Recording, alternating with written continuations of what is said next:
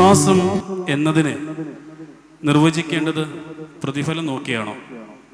വളരെ ആഴമേറിയ ഒരു ചിന്തയാണ്. സൂക്ഷിച്ച് കേൾക്കേണ്ടതും സൂക്ഷിച്ച് പറയേണ്ടതുമായ ചിന്തയാണ്. വിശ്വാസം എന്നത് നിർവചിക്കേണ്ടത് പ്രതിഫലം നോക്കിയാണോ? എന്താണ് ഈ ടോപ്പിക്കിൻ്റെ അർത്ഥം? യങ്സ്റ്റേഴ്സിൻ്റെ ഭാഗത്ത് ഇന്ന് ഉയർന്നു വരുന്നൊരു ചോദ്യമുണ്ട്.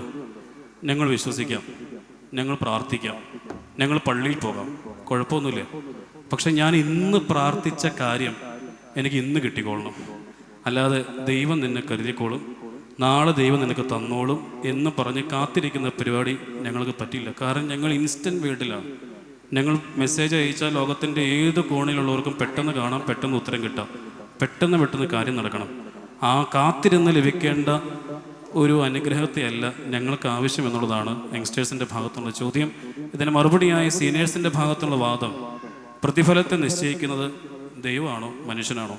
നീ പ്രാർത്ഥിക്കുന്നതിന് ലഭിക്കുന്ന പ്രതിഫലം കിട്ടിയില്ല എന്ന് പറയാൻ നിനക്ക് എവിടെ നിന്ന് സംഭവിക്കുന്നു എന്നുള്ളതാണ് ഈ ഭാഗത്ത് വിഷയം. നിങ്ങൾക്ക് ഈ വിഷയം മനസ്സിലായെന്ന് വിശ്വസിക്കുകയാണ്. ഇതിനെ ചൊല്ലിയാണ് ഇപ്പോൾ ചർച്ച നടക്കുന്നത്. ജൂനിയേഴ്സിൻ്റെ ഭാഗത്തു നിന്നാണ് സംസാരം നമുക്ക് ആരംഭിക്കേണ്ടത്. ആദ്യത്തത് സീനിയേഴ്സ് സംസാരിച്ചു, രണ്ടാമത് ജൂനിയേഴ്സിൻ്റെ ഭാഗത്ത് സംസാരിച്ചിട്ട് അമ്മാമയ്ക്ക് സംസാരിക്കാം. അവിടെ നിന്ന് സംസാരിക്കേണ്ടത് ഇങ്ങനെയാണ്. നിങ്ങളുടെ വിഷയം ഇതാണ്: പ്രതിഫലം ഇല്ല എങ്കിൽ, ഉടൻ തന്നെ ലഭിച്ചില്ല എങ്കിൽ എന്തിന് നമ്മൾ വിശ്വസിക്കണം? ഓക്കെ, സ്റ്റാർട്ട് ചെയ്യാം.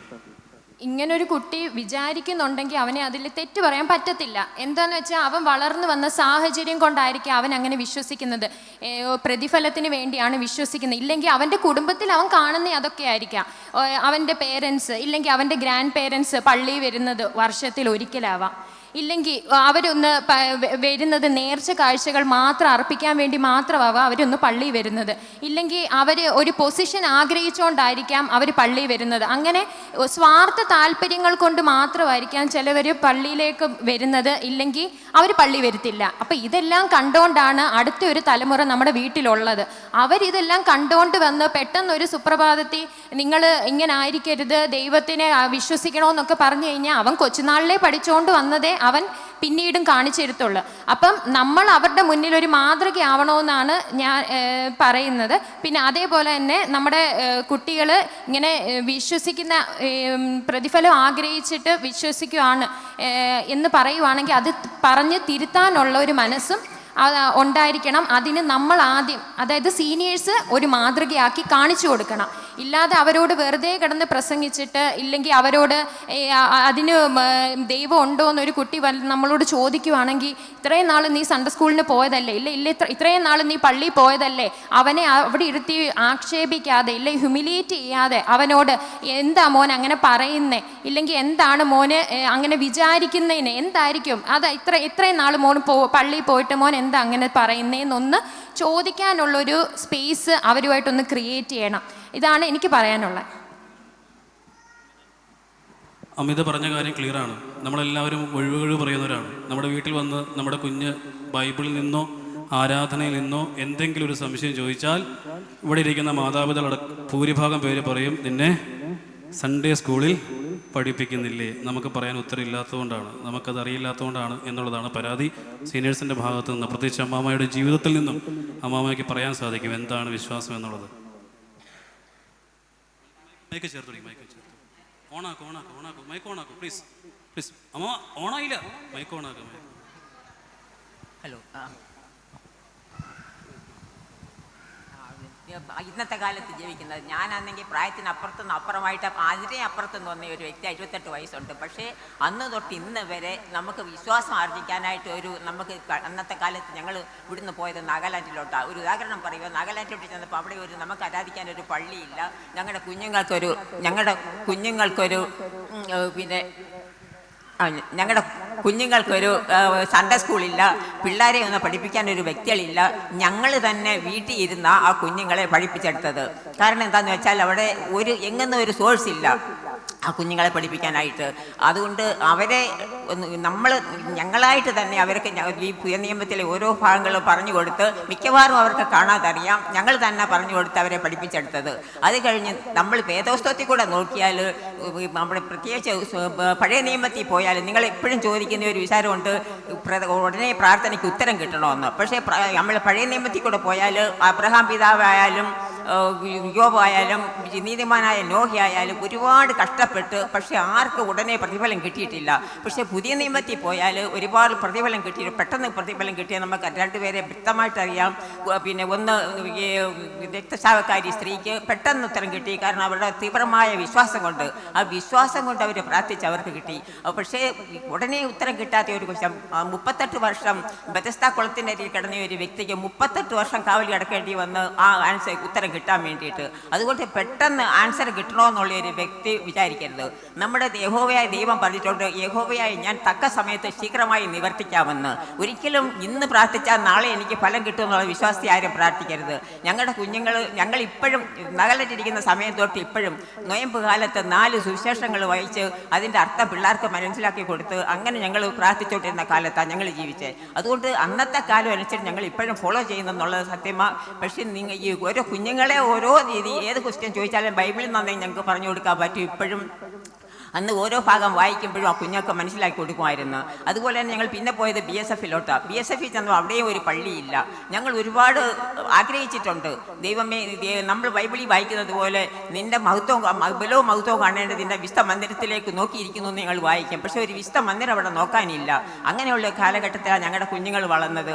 അവരെ ഇങ്ങനെ വളർത്തിയെടുക്കും. പക്ഷേ നമ്മൾ ഇതുപോലെ ക്ഷമയോടെ അന്ന് ഞങ്ങളുടെ വിശ്വാസം കിട്ടുന്നത്, വിശ്വാസം കാത്തു സൂക്ഷിച്ചത് ഞങ്ങൾ വിശുദ്ധ വേദപുസ്തകത്തിൽ നിന്നാണ്. ആ വേദപുസ്തകത്തിൽ കിട്ടുന്ന അറിവ് ഈ സത്യം പറഞ്ഞാൽ എനിക്ക് തോന്നിയ ഇപ്പം കിട്ടുന്ന ഇതിനേക്കാളും ഒത്തിരി ഒത്തിരി ഒത്തിരി അവർക്ക് പ്രയോജനം ചെട്ടെന്ന് എനിക്ക് തോന്നുന്നത്. ഇന്ന് വരെയും അവരാരും ആ വ്യതിചലിച്ച് പോയിട്ടില്ല അതിൽ നിന്ന്. അവരിപ്പോഴും വിശ്വസിക്കുന്നുണ്ട്, ഞങ്ങളുടെ മമ്മിയും പാപ്പായും അങ്ങനെ ചെയ്തതുകൊണ്ടാണ് ഞങ്ങൾക്ക് ഇങ്ങനെ ഒരു നോളജ് കിട്ടിയെന്നുള്ള രീതിയിൽ അവർ വിശ്വസിക്കുന്നത്. ഓക്കെ, ക്ലിയറാണ്. അതായത് അമ്മാമ്മ പറഞ്ഞതിൻ്റെ ഉദ്ദേശം ഇതാണ്, ഞങ്ങളുടെ ശീലത്തിലൂടെ ഞങ്ങൾ പ്രാർത്ഥിച്ചെടുത്ത ആർജിച്ചെടുത്ത വിശ്വാസത്തിൻ്റെ ശീലത്തിലൂടെ ഞങ്ങൾ കണ്ടെത്തിയൊരു ദൈവത്തെയല്ല നിങ്ങൾ മനസ്സിലാക്കുന്നത്. നിങ്ങൾ മനസ്സിലാക്കുന്ന ദൈവം എന്ന് പറയുന്നത് ഇൻസ്റ്റൻറ്റ് ഗോഡാണ്. അതിനെ നമുക്ക് വേണമെങ്കിൽ സുവിശേഷത്തിൻ്റെ ഭാഷയിലോ വേദോസിൻ്റെ ഭാഷയിലോ പ്രോസ്പെരിറ്റി ഗോസ്പൽ എന്ന് വിളിക്കാം. പ്രതിഫലം കണ്ണിൻ്റെ മുമ്പിൽ കാണാതെ നമ്മൾ വിശ്വസിക്കുന്നില്ല എന്ന് പറയുന്നതിനേക്കാൾ അപ്പുറമായി ജീവിതത്തിൻ്റെ അനുഭവങ്ങളിൽ കൂടിയിരുന്ന ഒരാളാണ് ദൈവമെന്ന് പഠിക്കാൻ സാധിക്കണമെന്നുള്ളതാണ് അമ്മാമ്മ തൻ്റെ ജീവിതത്തിലൂടെ പറഞ്ഞു വെച്ചത്. എന്തെങ്കിലും തിരിച്ച് മറുപടിയായി ആ കാര്യത്തിൽ പറയാനായിട്ടുണ്ടോ? സയൻസിനെ വിശ്വസിക്കുന്ന അല്ലെങ്കിൽ ടെക്നോളജിയെ വിശ്വസിക്കുന്ന ഒരു യുവതലമുറയ്ക്ക് ഈശ്വരനുണ്ട്, ദൈവമുണ്ട് എന്നെങ്ങനെ നിങ്ങൾ കൃത്യമായി പ്രൂവ് ചെയ്ത് കൊടുക്കാൻ പറ്റും? സയൻസിൽ എങ്ങനെയാണ് ഭൂമി ഉണ്ടായത്? ടെക്നോളജി വിശ്വസിക്കുന്നവരാണെങ്കിൽ തന്നെ നമുക്കൊരു വിശ്വാസമുണ്ട്. ടെക്നോളജി എവിടുന്നാ വന്നേ? ടെക്നോളജി സ്റ്റാർട്ട് ചെയ്ത് നമ്മളെല്ലാവരും പറയും യൂത്ത് നട്ടല്ല എന്ന്, നമ്മുടെ ജീവിതത്തിൻ്റെ നട്ടല്ല. പക്ഷെ അതിനേക്കാളും വലിയൊരു നട്ടല്ല വിശ്വാസം. ഈ നട്ടൽ എവിടുന്നാ വന്നേ?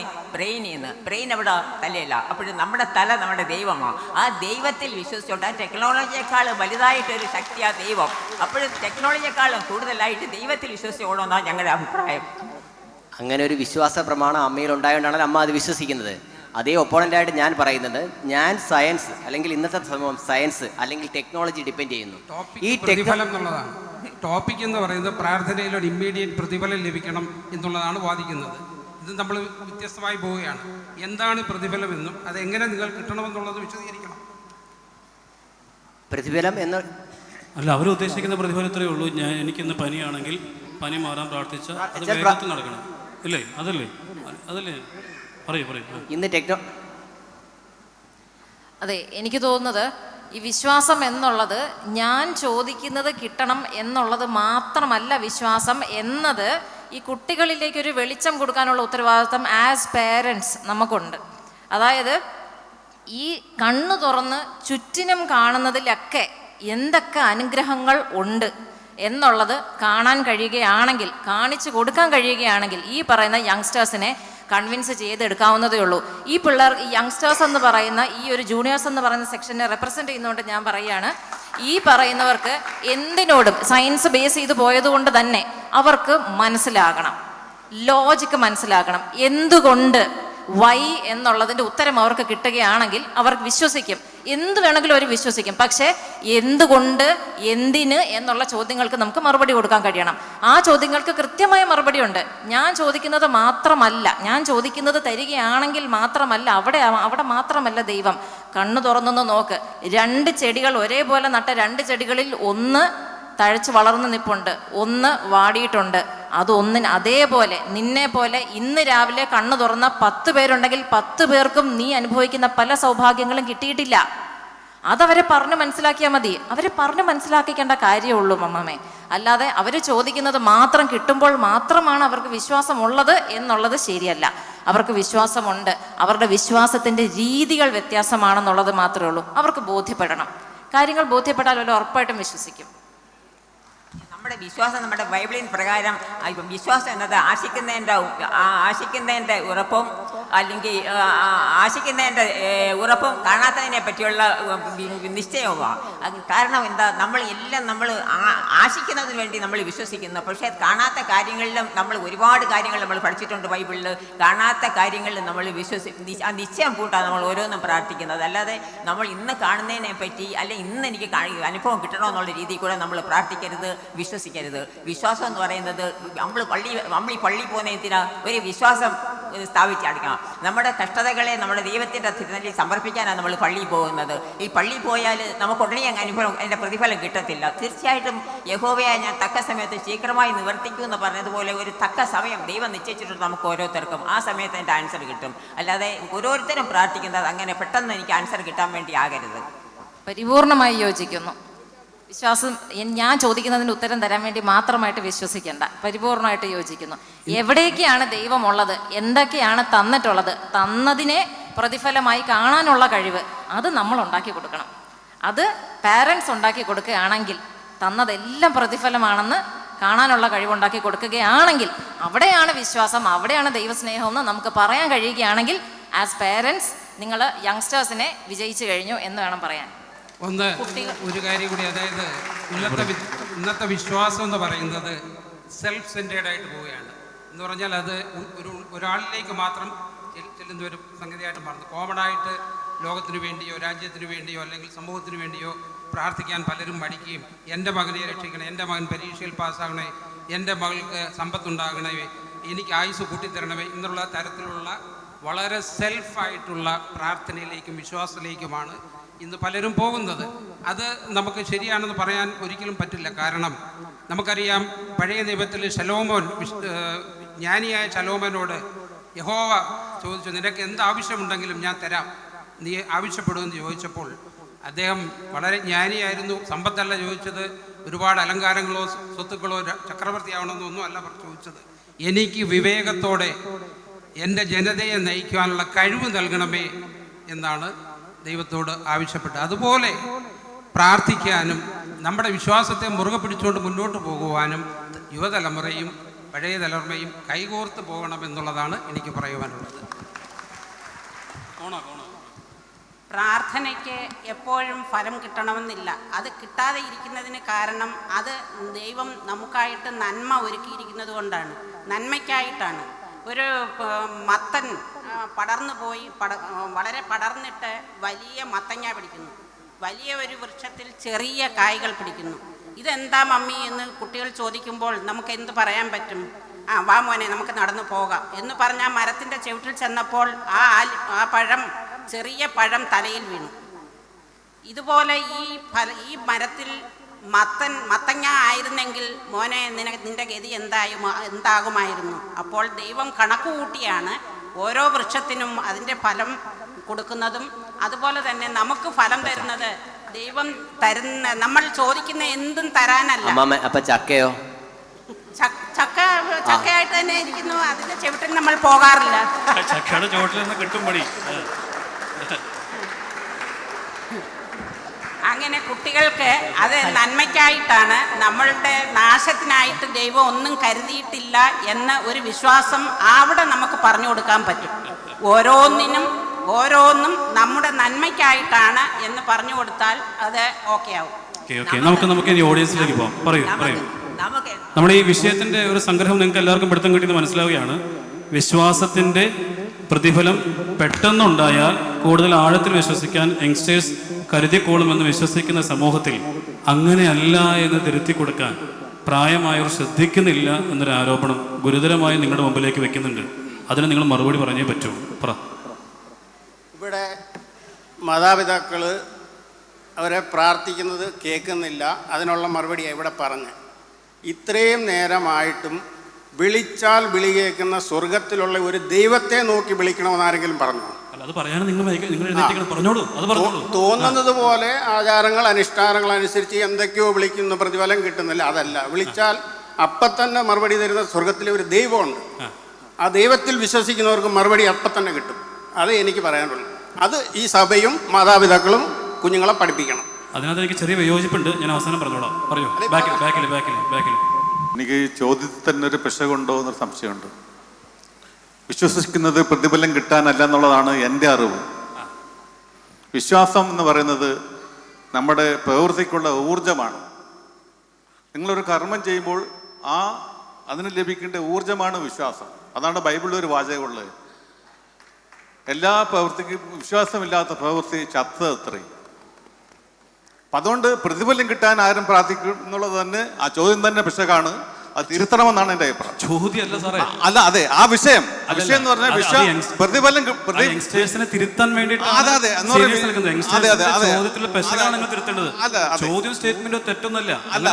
ആയിക്കോട്ടെ. അപ്പൊ വിശ്വസിക്കുന്നത് പ്രതിഫലം ലഭിക്കാനല്ല, നമ്മുടെ കർമ്മത്തിനുള്ള ഊർജമാണ് എന്നാണ് ബൈബിൾ പറയുന്നത്. ആ പറഞ്ഞ സ്റ്റേറ്റ്മെന്റ് വളരെ കറക്റ്റാണ്. വേറെ ഞാൻ ഏറ്റവും കൂടുതൽ ചർച്ച പ്രതീക്ഷിക്കുന്ന ഒരു വിഷയമായിട്ടോ ഇത്. പറയൂ. കൂടുമ്പോൾ ഇമ്പമുള്ളതാണ് കുടുംബം.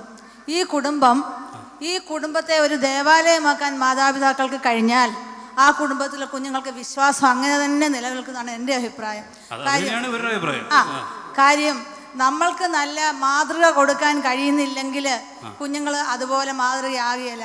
നമ്മൾ വിശ്വാസത്തോടെ പ്രാർത്ഥിച്ചിട്ട് നമ്മുടെ ആവശ്യങ്ങൾ സാധിക്കുന്നു എന്ന് നമ്മുടെ കുഞ്ഞുങ്ങളും എൻ്റെ അമ്മ പ്രാർത്ഥിച്ചതാ, എൻ്റെ അപ്പൻ പ്രാർത്ഥിച്ചതുകൊണ്ടാണ് എനിക്കിത് സാധിച്ചുവെന്നും കുഞ്ഞുങ്ങൾക്കൊരു വിശ്വാസം കൊടുക്കാൻ നമുക്ക് കഴിയുന്നുവെങ്കിൽ തീർച്ചയായിട്ടും നമ്മുടെ കുഞ്ഞുങ്ങൾ വിശ്വാസത്തിൽ നിന്ന് മാറിപ്പോകത്തില്ലെന്നാണ് എൻ്റെ അഭിപ്രായം. എൻ്റെ ജീവിതത്തിൻ്റെ അനുഭവത്തിലുള്ള അഭിപ്രായമാണ് ഈ പറഞ്ഞത്.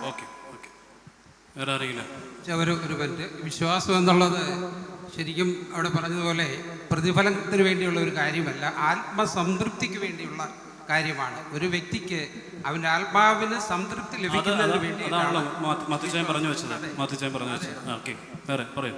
വിളിച്ചാൽ വിളി കേൾക്കുന്ന ഒരു ദൈവമുണ്ട്, ഓക്കെ.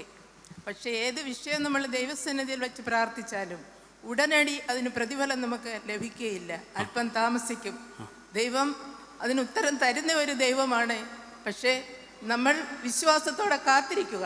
അപ്പോൾ മാത്രമേ ദൈവത്തിന് പ്രവർത്തിക്കുകയുള്ളൂ. കാലതാമസം നേരിടും, ഉടനടി പ്രതിഫലം ലഭിക്കുകയില്ല.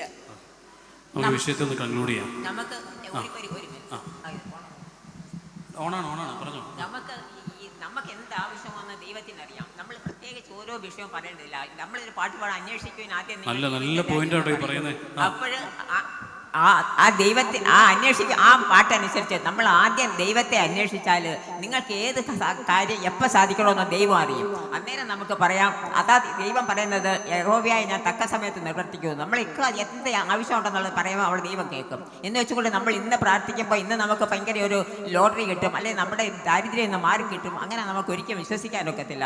നമ്മുടെ ആവശ്യങ്ങളെ ദൈവം അറിയും, അത് ദൈവം തരും നമുക്ക്. ഓക്കെ, ഞാൻ ഈ വിഷയത്തെ ഒന്ന് കൺക്ലൂഡ് ചെയ്യുകയാണ്.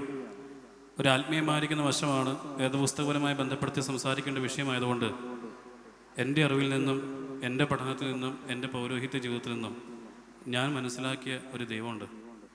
നമ്മുടെ ഒരു വിഷയം എന്തെന്നറിയാമോ? പഴയ നിയമത്തിലെ ദൈവത്തെയാണ് നമുക്കിഷ്ടം. എന്താണ് ഈ പഴയ നിയമത്തിലെ ദൈവം? യുദ്ധം ജയിക്കുന്നവൻ്റെ കൂടെ ദൈവമുണ്ട്.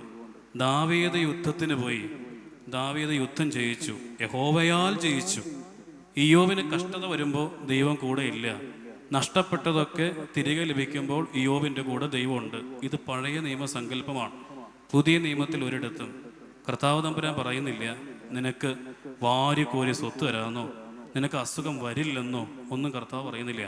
പുതിയ നിയമത്തിൽ തമ്പുരാൻ പറഞ്ഞു വെക്കുന്ന മനോഹരമായൊരു കാര്യം, അധ്വാനിക്കുന്നവരും ഭാരം ചുമക്കുന്നവരുമേ എൻ്റെ അടുക്കൽ വരുവേൻ, ഞാൻ നിങ്ങളെ ആശ്വസിപ്പിക്കാം. പൗലോസ്ലീഹ ലോകം കണ്ടതിൽ വെച്ച് ഏറ്റവും വലിയ സുവിശേഷകനാണ്. അദ്ദേഹം പ്രാർത്ഥിച്ച പ്രാർത്ഥന എന്താണ്? ഈ ശൂലം എൻ്റെ വേദന എടുത്ത് മാറ്റണമെന്ന്. മാറ്റിക്കൊടുത്തോ? ഇല്ല. പകരം കൊടുത്ത മറുപടി, കൃപ നിനക്ക് മതി. അപ്പോൾ പ്രാർത്ഥനയ്ക്കുള്ള ഉത്തരം എന്താ? പറ. ദൈവകൃപയാണ് പ്രാർത്ഥനയ്ക്കുള്ള ഉത്തരം. എന്താണ് കൃപ? ക്രിസ്തു ഗത്സമന തോട്ടത്തിൽ കമന്നു വീണ് പ്രാർത്ഥിച്ചതാണ്, കഴിയുമെങ്കിൽ ഈ പാനപാത്രം എന്നിൽ നിന്ന് നീക്കണമേ. നീക്കി കൊടുത്തിട്ടില്ല. അവിടെ താഴെ ഒരു വാക്യമുണ്ട്, മാലാഖമാർ പ്രത്യക്ഷപ്പെട്ടു. അതാണ് ഇപ്പോൾ മാത്യുച്ചായനും ഫിലിപ്പ് സാറും ഒക്കെ പറഞ്ഞു വെച്ച, ടീച്ചറൊക്കെ പറഞ്ഞു വെച്ച ആ ഏറ്റവും വലിയ സത്യം. എന്തെന്നറിയാമോ? എൻ്റെ മുമ്പിൽ വലിയൊരു മതിലുണ്ട്. ഈ മതിലിൻ്റെ ചുവട്ടിൽ ചെന്നുകൊണ്ട് ഈ മതിലിൻ്റെ ഉയരം കുറയണേ കുറയണേ കുറയണേ എന്ന് ഞാൻ പ്രാർത്ഥിച്ച മതിലിൻ്റെ ഉയരം ഒരിക്കലും കുറയാൻ പോണില്ല. പകരം അവിടെ സംഭവിക്കാൻ പോകുന്നൊരു കാര്യമുണ്ട്. ഈ മതിൽ ചാടിക്കിടക്കാൻ എൻ്റെ കാലുകൾക്ക് ശക്തി കൂടുതലായി കിട്ടും. ഇതാണ് പ്രാർത്ഥനയ്ക്കുള്ള ഉത്തരം.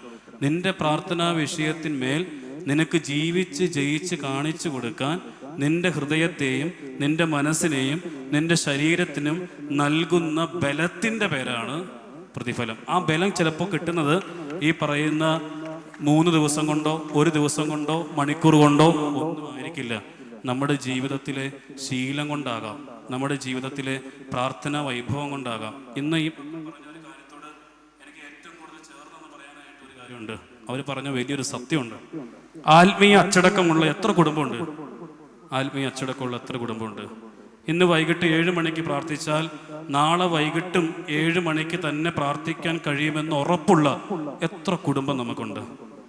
7 മണി എന്ന സമയം ഫിക്സ് ചെയ്ത ആ സമയത്ത് കാണുന്ന ഒരു റീൽസിൻ്റെ പുറകെ തോണ്ടി പോയാൽ 7 മണി മാറി 8 മണി 9 മണി 10 മണി പ്രാർത്ഥിക്കാതെ കിടന്നുറങ്ങുന്നൊരു കാലം നമുക്കുണ്ട്. ഈ ശീലമല്ല ഈ അമ്മാമ്മയുടെ ശീലം. അതാണ് അമ്മാമ്മ പറഞ്ഞു വെച്ചത്, പ്രായത്തിനപ്പുറമുള്ളതായ പ്രായത്തിലാണ് ഞാൻ ഇരിക്കുന്നത്.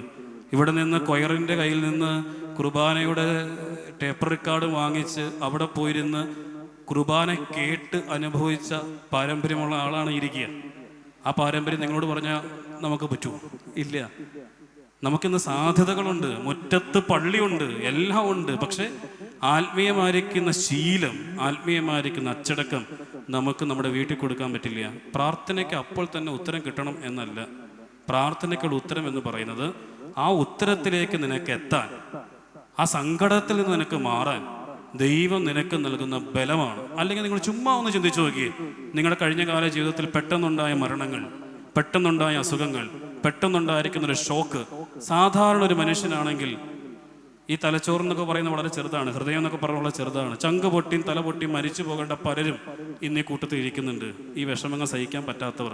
പക്ഷെ ഇന്നും നമ്മൾ ജീവിക്കുന്നുവെങ്കിൽ, ആ വിഷമത്തെ നമ്മൾ അതിജീവിച്ചുവെങ്കിൽ, ജീവിക്കണമെന്നുള്ള ചിന്ത നമ്മുടെ മനസ്സിൽ വരുന്നുവെങ്കിൽ, അത് നിങ്ങൾ പ്രാർത്ഥിച്ച, നിങ്ങൾ ശീലമാക്കിയ, നിങ്ങൾ കണ്ടിട്ടുള്ളതായ ആ പരമപ്രധാനമായ ശക്തി നിങ്ങൾ ചുറ്റി നിൽക്കുന്നു എന്നുള്ളത് കൊണ്ടാണ്. ആ ശക്തിക്ക് പറയുന്ന പേരാണ് ദൈവം. അതാണ് നിങ്ങളുടെ പ്രതിഫലം. ഇതാണ് യഥാർത്ഥത്തിലുള്ള സത്യം. അത് നമ്മൾ മനസ്സിലാക്കിയാൽ, ഈ സത്യത്തെ നമ്മുടെ തലമുറകൾക്ക് പറഞ്ഞു കൊടുത്താൽ, അവർ കുറച്ചും കൂടിയൊക്കെ പള്ളിയിൽ വരാനും പ്രാർത്ഥനയിൽ നിൽക്കാനും. ഈ അന്തരീക്ഷത്തിൽ നിൽക്കുമ്പോൾ എനിക്ക് എന്തോ ഒരു ശക്തി എന്നെ, ഞാൻ നിങ്ങളോട് ചോദിക്കട്ടെ, ഈ പ്രായമായവരോട്, ഒരു 70 വയസ്സിന് മുകളിൽ പ്രായമുള്ളവരോട് നിങ്ങൾ എന്തിനാ പള്ളിയിൽ പോയെന്ന് ചോദിച്ചാൽ നിങ്ങൾക്ക് മറുപടി ഉണ്ടോ? ഇല്ല. ഞാൻ ഈ അമ്മാമ്മോട് ചോദിക്കുകയാണ്, അമ്മാമ്മ എന്തിനാണ് ഈ ഞായറാഴ്ച?